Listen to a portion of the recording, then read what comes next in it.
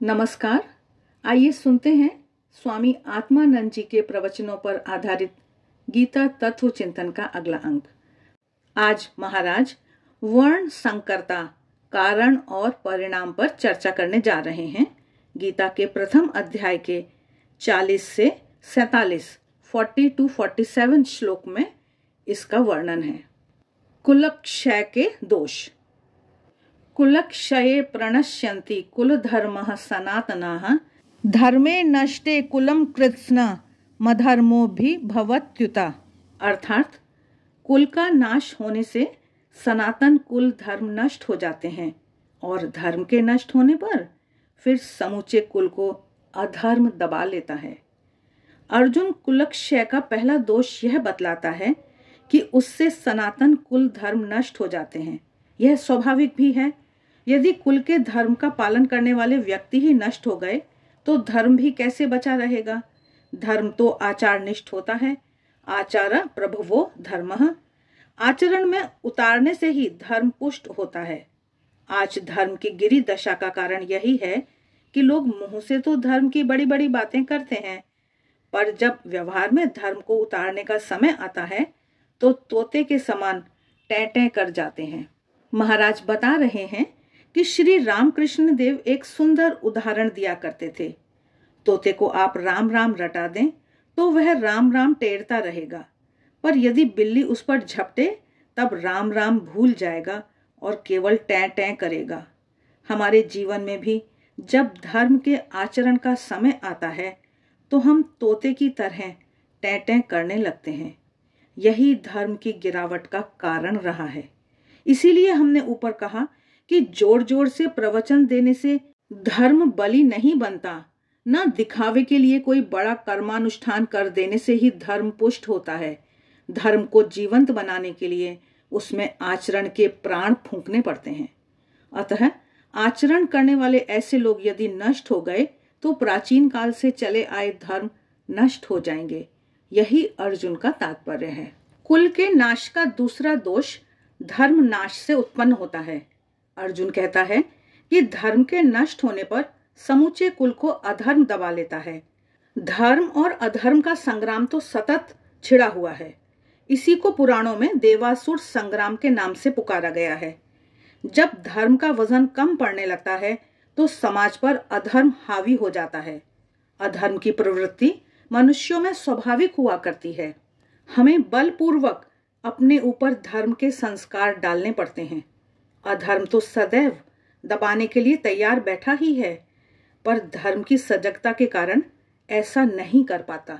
जैसे सर्कस में हम बाघ का खेल देखते हैं। रिंग मास्टर बिजली का चाबुक हाथ में ले बाघ से करतब करवाता है। बाघ चाबुक के डर के मारे वह सब करता तो है, पर वह हरदम इसी ताक में रहता है कि कब रिंग मास्टर को चट कर जाऊं। ठीक इसी प्रकार अधर्म मानो ताक में बैठा रहता है और मौका पाते ही हावी हो जाता है।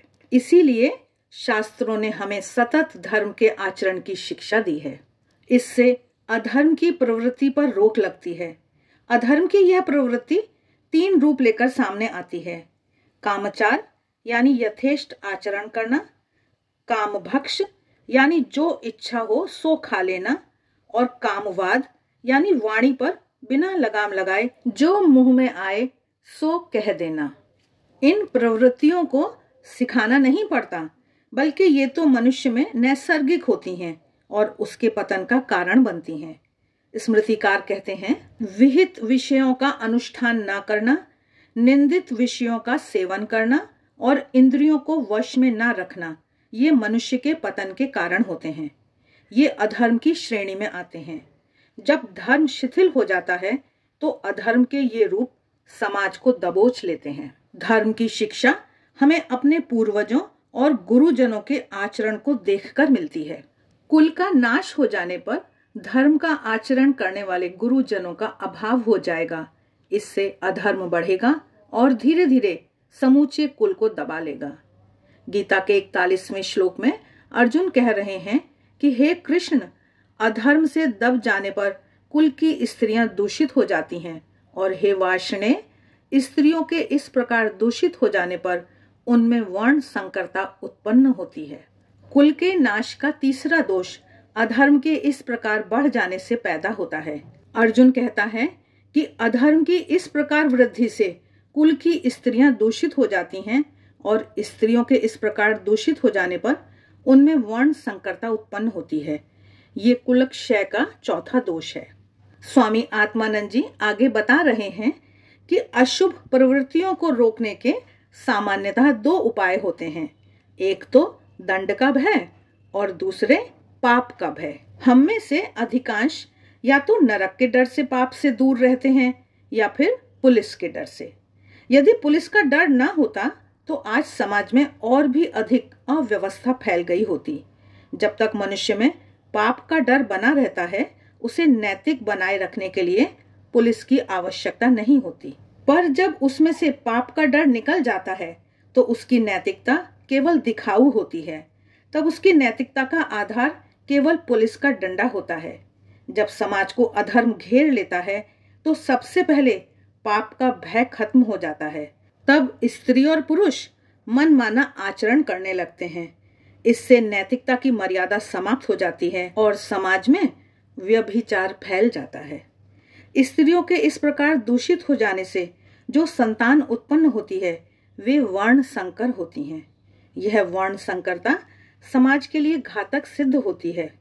मनुस्मृति में भी कहा गया है कि जिस देश में वर्णों को दूषित करने वाले ये वर्ण संकर अधिक बढ़ जाते हैं, वह सारा देश देशवासियों सहित शीघ्र नष्ट हो जाता है।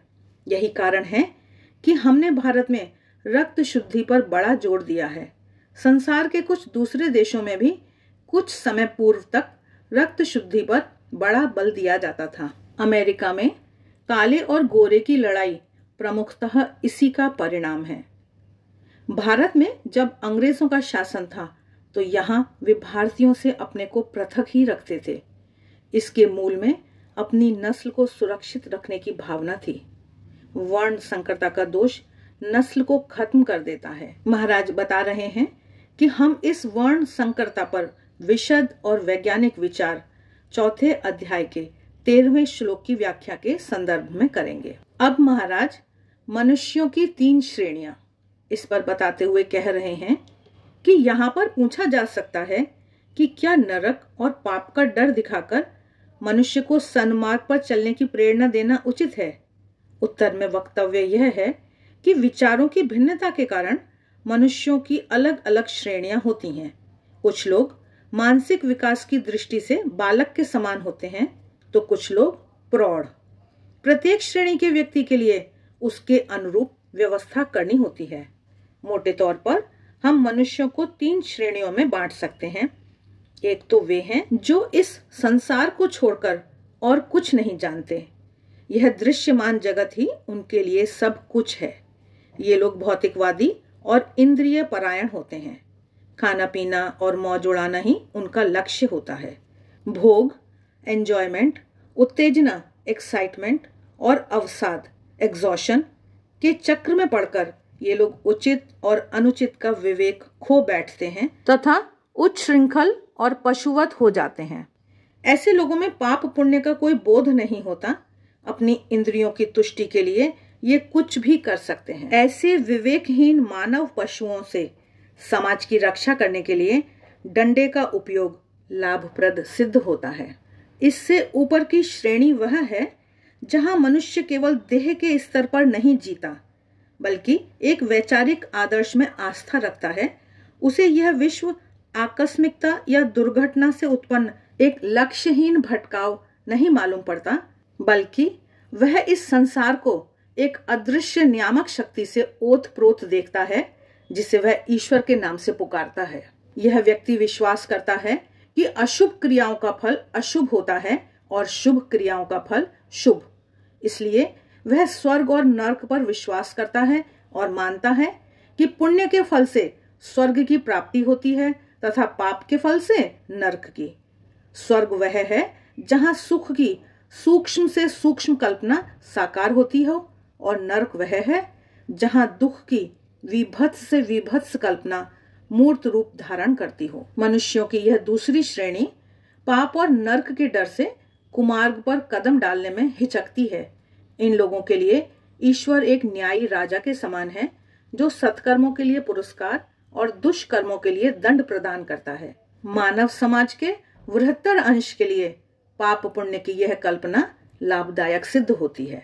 महाराज आगे बता रहे हैं कि इससे भी ऊपर की श्रेणी के मनुष्य वह हैं जहां मनुष्य पाप पुण्य की भावना से प्रेरित होकर क्रियाएं नहीं करता, जो ईश्वर को एक न्यायी राजा के समान नहीं देखता बल्कि उसे सर्वांतरयामी सत्य के रूप में स्वीकार करता है और ऐसा मानता है कि यह सारा विश्व ब्रह्मांड अटल और अपरिवर्तनशील नियमों द्वारा धारित है। ये नियम ही ऋत और सत्य के नाम से पुकारे गए हैं। इस तीसरी श्रेणी में अत्यंत विरले लोग होते हैं। इनके जीवन का लक्ष्य सुख की प्राप्ति न होकर सत्य का शोधन होता है।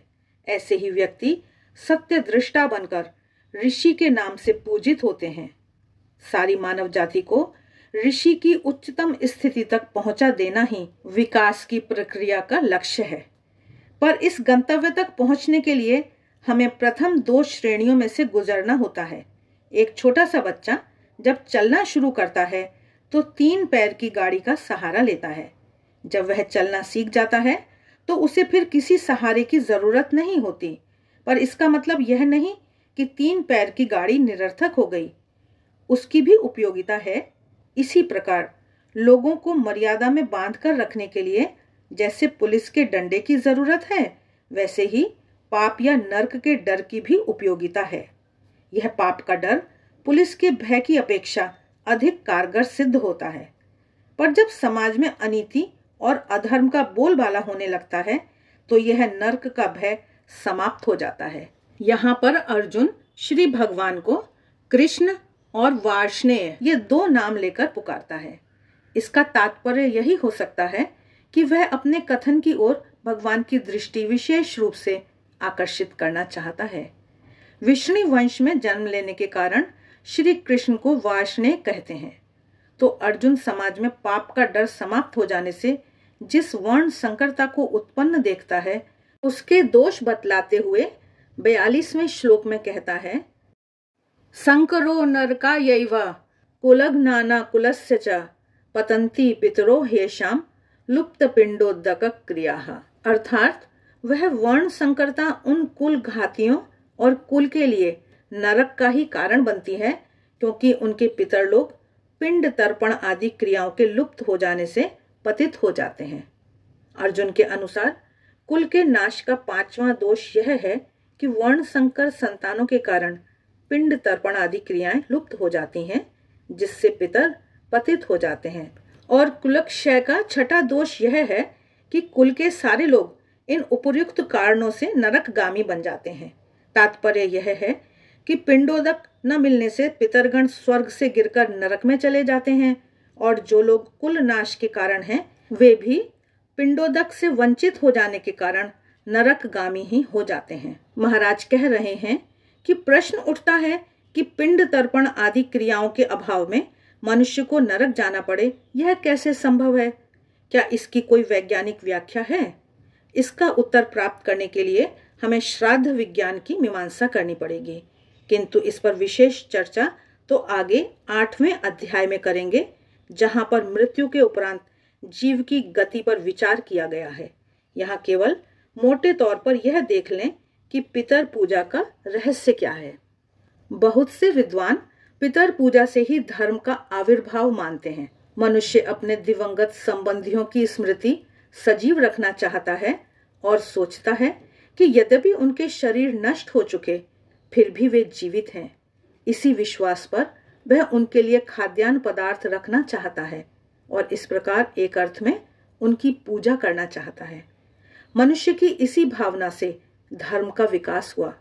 स्वामी विवेकानंद लंदन में दिए गए धर्म की आवश्यकता नामक अपने व्याख्यान में कहते हैं, मिस्र, बेबीलोन, चीन तथा अमेरिका आदि के प्राचीन धर्मों के अध्ययन से ऐसे स्पष्ट चिन्हों का पता चलता है जिनके आधार पर कहा जा सकता है कि पितर पूजा से ही धर्म का आविर्भाव हुआ है। प्राचीन मिस्र वासियों की आत्मा संबंधी धारणा द्वित्व मूलक थी। उनका विश्वास था कि प्रत्येक मानव शरीर के भीतर एक और जीव रहता है जो शरीर के ही समरूप होता है और मनुष्य के मर जाने पर भी उसका यह प्रतिरूप शरीर जीवित रहता है। किंतु यह प्रतिरूप शरीर तभी तक जीवित रहता है जब तक मृत शरीर सुरक्षित रहता है। इसी कारण से हम मिस्र वासियों में मृत शरीर को सुरक्षित रखने की प्रथा पाते हैं और इसी के लिए उन्होंने विशाल पिरामिडों का निर्माण किया जिसमें मृत शरीर को सुरक्षित रखा जा सके। उनकी धारणा थी कि अगर इस शरीर को किसी तरह भी क्षति पहुंची तो उस प्रतिरूप शरीर को ठीक वैसी ही क्षति पहुंचेगी। यह स्पष्टतः पितर पूजा है। बेबीलोन के प्राचीन निवासियों में भी प्रतिरूप शरीर की ऐसी ही धारणा देखने को मिलती है, यद्यपि वे कुछ अंश में इससे भिन्न हैं। वे मानते हैं कि प्रतिरूप शरीर में स्नेह का भाव नहीं रह जाता। उसकी प्रेतात्मा भोजन और पेय तथा अन्य सहायताओं के लिए जीवित लोगों को आतंकित करती है। अपने बच्चों तथा पत्नी तक के लिए उसमें कोई प्रेम नहीं रहता। प्राचीन हिंदुओं में भी इस पितर पूजा के उदाहरण देखने को मिलते हैं। चीन वालों के संबंध में भी ऐसा ही कहा जा सकता है कि उनके धर्म का आधार पितर पूजा ही है और यह अब भी समस्त देश के कोने कोने में परिव्याप्त है। वस्तुतः चीन में यदि कोई धर्म प्रचलित माना जा सकता है तो केवल यही है। इस तरह ऐसा प्रतीत होता है कि धर्म को पितर पूजा से विकसित मानने वालों का आधार काफी सुदृढ़ है।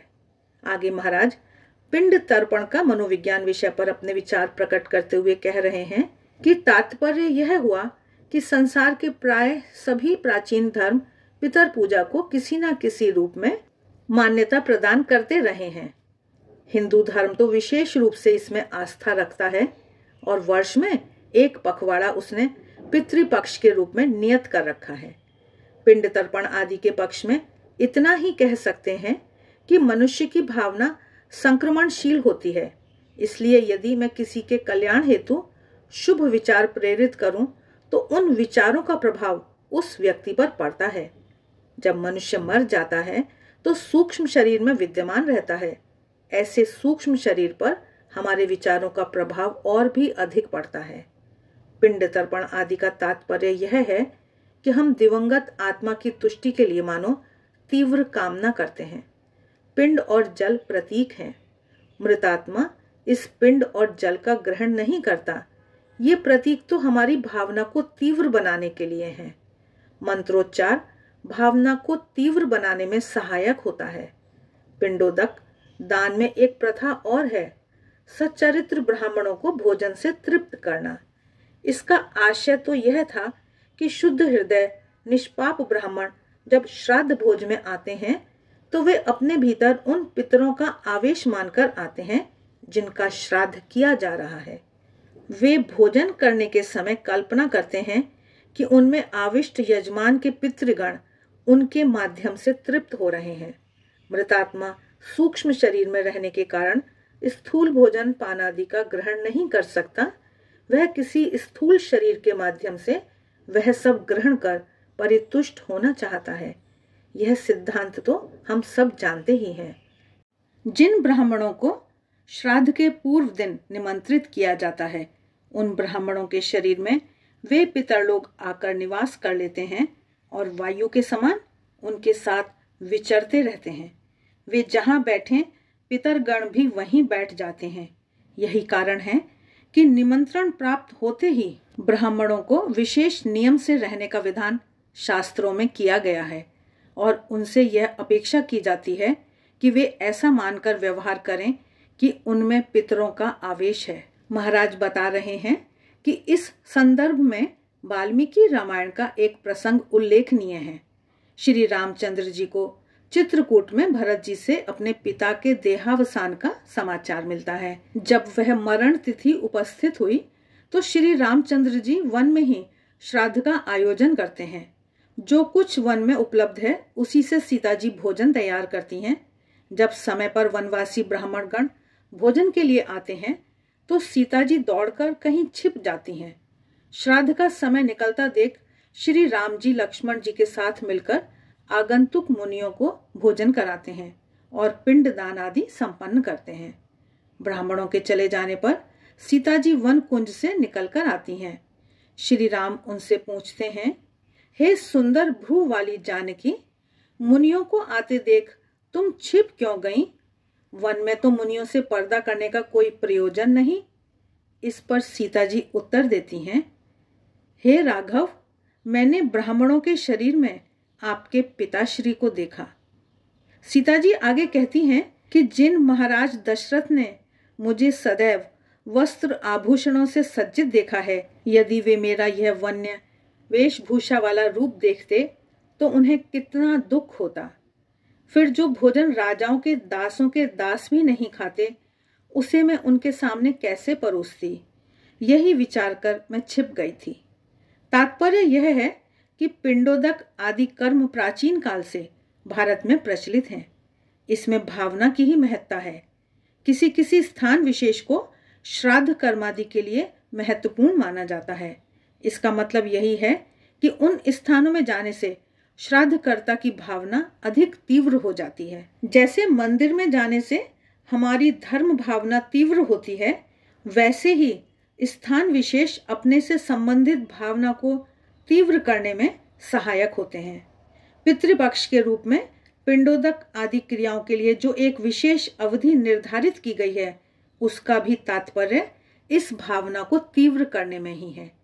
जैसे पूजा का यदि एक नियत समय है तो उसमें मन पूजा की ओर अपने आप उन्मुख होने लगता है, पर आजकल अन्य क्षेत्रों के समान इस क्षेत्र में भी गिरावट हो गई है।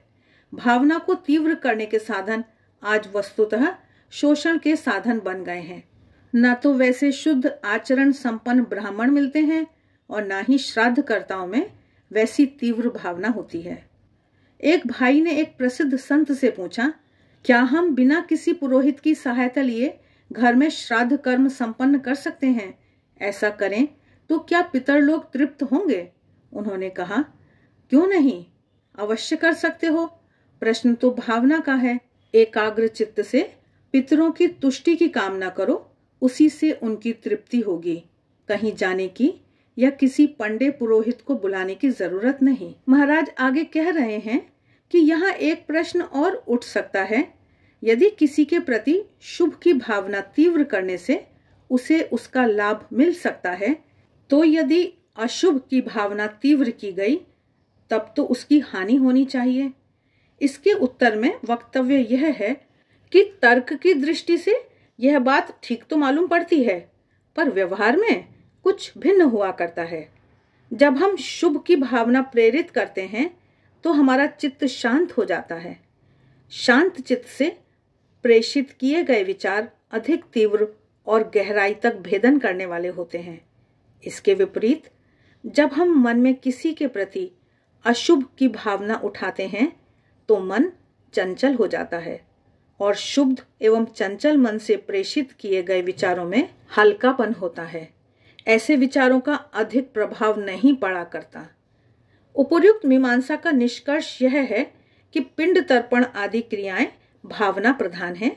इन क्रियाओं से भावना तीव्र होती है और जिनके प्रति भावना की जाती है उन्हें उसका लाभ मिलता है। पर ऐसा सोचना कि इन क्रियाओं के अभाव में मनुष्य नरकगामी होता है, कुछ अतिशयोक्तिपूर्ण मालूम पड़ता है। साथ ही ऐसा भी विचार रखना कि दुष्कर्मों के फल से मृत्यु के उपरांत नरक को प्राप्त होने वाला व्यक्ति पिंड तर्पण आदि के द्वारा नरक से छुटकारा पा जाएगा, अत्यंत भ्रांतिपूर्ण है। अर्जुन को परंपरा से जो ज्ञात हुआ था उसे वह भगवान श्री कृष्ण के समक्ष कह देता है। अगले 2 श्लोकों में अर्जुन अपनी उसी बात को दोहराता है। जिस बात पर हम जोर देना चाहते हैं उसे दोहरा दिया करते हैं। अर्जुन भी जोर देता हुआ कहता है, इस प्रकार वर्ण संकरता को उत्पन्न करने वाले उपर्युक्त दोषों से उन कुल घातियों के सनातन कुल धर्म और जाति धर्म नष्ट हो जाते हैं।